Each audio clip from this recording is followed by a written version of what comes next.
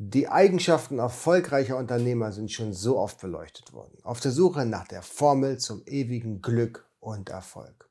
Aus meiner Sicht gibt es nur ganze drei wirklich wichtige Eigenschaften, die jeder Unternehmer in jedem Status auf jeden Fall haben muss.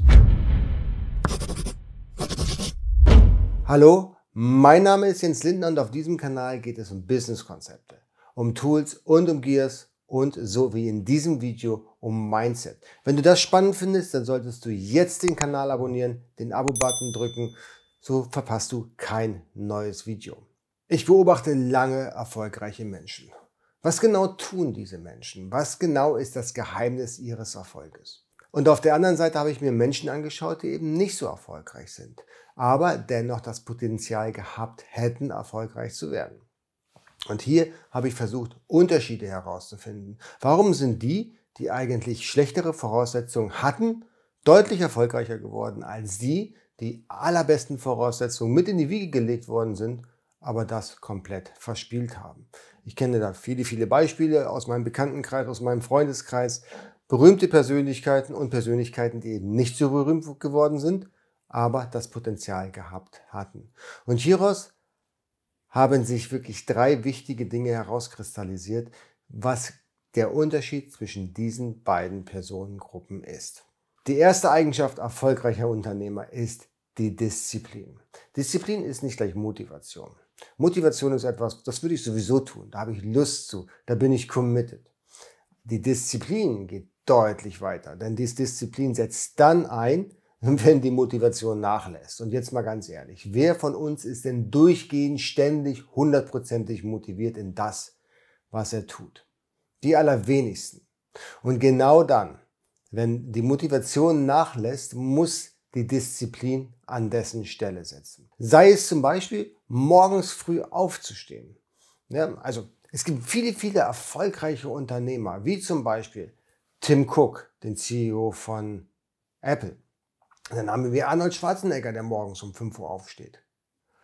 Howard Schultz, der CEO von Starbucks. Oder sogar Klaus Hipp, den man aus dem Fernsehen kennt, aus seinen Werbefilmen im Bereich der Kindernahrung, ist auch ein Frühaufsteher. Es geht jetzt aber nicht darum, dass jeder früh aufstehen muss, damit er A diszipliniert ist und B erfolgreich ist. Auf gar keinen Fall. Es geht darum, dass wenn man sich dazu committed hat, früh aufzustehen, dass man es dann auch wirklich tut. Im Allgemeinen sagt man, die Rationellen sind eher die Frühaufsteher und die Kreativen, die schlafen gerne etwas länger. Also es kommt völlig auf deine Person letztendlich an, was für dich besser passt.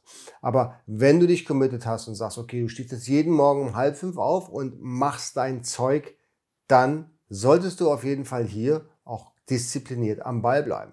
Ja, die erste Woche ist man motiviert, dann hat man Lust zu und dann wird es immer häufiger, dass man eben den Wecker ausstellt und sich nochmal umdreht. Und das ist alles andere als Disziplin. Fit zu bleiben ist auch eine Art von Disziplin. Wer kann sich denn selbstständig motivieren, jeden Tag ins Fitnessstudio zu gehen, jeden Tag möglicherweise zu Hause Sport zu machen? Ich zum Beispiel mache das seit Jahrzehnten. Jeden Tag versuche ich zu Hause Sport zu machen. Die Ausrede, es nicht zu tun, hat meistens einen wirklich guten Grund, dass ich eben nicht da bin. Aber ansonsten treibe ich jeden Abend Sport. Jeden Abend. Und glaubt mir es oder nicht, ich habe da auch nicht ständig Lust zu, aber meine Disziplin treibt mich dazu an. Und das ist wirklich im Business super wichtig und super wertvoll. Eine weitere Disziplin, die sich daraus ergibt, weil wenn man einmal diszipliniert ist, dann kann man das auf allen Lebenslagen ausweiten. Und man sollte das auch tun. Die Disziplin, Dinge zu Ende zu führen. Es gibt nichts Schlimmeres, als wenn man mit etwas anfängt, motiviert ist und dann auf halber Strecke die Motivation verliert und nicht die Disziplin hat, die Sachen zu Ende zu bringen. Du wirst nicht daran gemessen, wie oft du ein Rennen gestartet hast, sondern du wirst immer daran gemessen, wie oft du ein Rennen zu Ende gefahren hast. Und das muss dir bewusst sein. Starten ist nichts wert. Es ist immer nur die Sache, wann und wie kommst du an. Ein wundervolles Buch zu diesem Thema ist das von Brian Tracy, Eat That Frog. Hier wird erklärt, dass du am Anfang des Tages die unangenehm wichtigen Dinge erledigen solltest.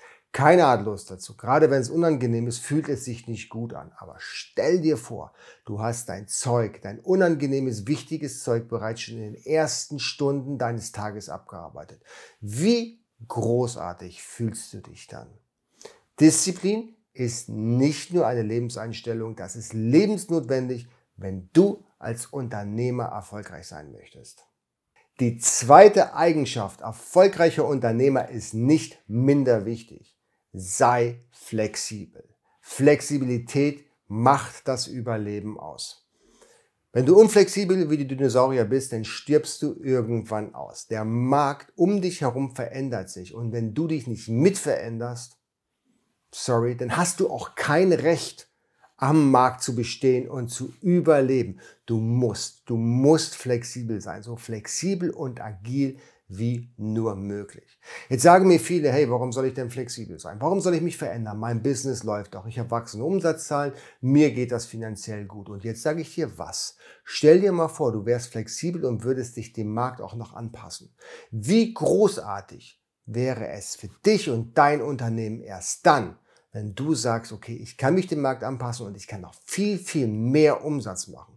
Denn im Moment mit der Einstellung bewegst du dich in einer Blase, aus die du irgendwann nicht mehr rauskommst und die irgendwann dich limitiert und der Markt wird dich überholen. Also auch wenn es dir gut geht und gerade wenn es dir gut geht, Flexibilität ist King. Du musst es sein. Um einfach mal ein praktisches Beispiel aus meiner Erfahrung zu nennen. Anzeigenverkäufer 2000 bis 2003 für Printzeitschriften, das war das Eldorado. Die haben so viel Geld verdient, ja, und waren nicht bereit, sich zu bewegen. Sie haben sich geweigert, Online-Anzeigen zu verkaufen. Diese Kollegen, die sich 2000 wirklich die Taschen voll gemacht haben, haben 2008 ihren Job verloren, weil sie einfach nicht bereit waren, flexibel mit dem Markt umzugehen. Und was haben die denn geglaubt? Haben die geglaubt, dass Online irgendwann mal eingestellt wird, dass Online eine Blase wäre? Ja, 2005 haben die immer noch geglaubt, nee, wir brauchen das nicht. Online ist eine Blase, die platzt bleibt. Sorry, das ist völlig indiskutabel. Deswegen, beweg dich, bleib flexibel, stelle deine Prozesse regelmäßig auf den Prüfstand. Bist du noch an der Zeit dran? Bist du noch modern? Bist du noch da, wo alle anderen Unternehmen auch hinwollen? Denn auch wenn du jetzt einen Vorsprung hast, kannst du den relativ schnell aufbrauchen. Unbeweglichkeit wird über kurz oder lang dein Business töten.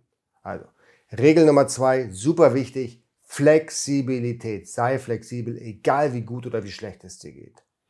Und die dritte Eigenschaft erfolgreicher Unternehmer ist, denk positiv. Niemand auf dieser Welt mag negative Menschen und ich garantiere dir, du magst dich selber nicht, wenn du eine negative Einstellung hast. Ich weiß, in manchen Lebenssituationen ist es nicht einfach positiv zu denken. Ohne Frage. Ja, das ist eine Herausforderung. Aber wenn man merkt, okay, ich laufe jetzt in die negative Richtung, ich kann mich nicht konzentrieren, ich bin verbittert und ich kann wirklich keinen positiven Gedanken in meiner aktuellen Situation finden, dann gibt es einige ganz gute Techniken. Beispielsweise umgib dich nur mit positiv denkenden Menschen. Umgib dich mit Unternehmern, die erfolgreich sind, die über ihren Erfolg sprechen und die dir möglicherweise sogar helfen, selbst erfolgreich zu werden. Und wenn sie es nicht direkt tun, werden sie es aber mittelbar tun, weil sie dein Gedankengut in die positive Richtung drücken. Ja, je positiver du bist, je mehr Optimismus du ausstrahlst, desto besser fühlst du dich selber, desto leistungsstärker bist du natürlich auch und B, geht dieses Charisma auf alle anderen Menschen in deiner Umgebung über. Dein ganzes Team wird motivierter sein und du wirst am Ende des Tages deutlich erfolgreicher, wenn du nur mit positiven Gedankengut durch die Gegend läufst und dich möglichst von allen negativen Aspekten trennst.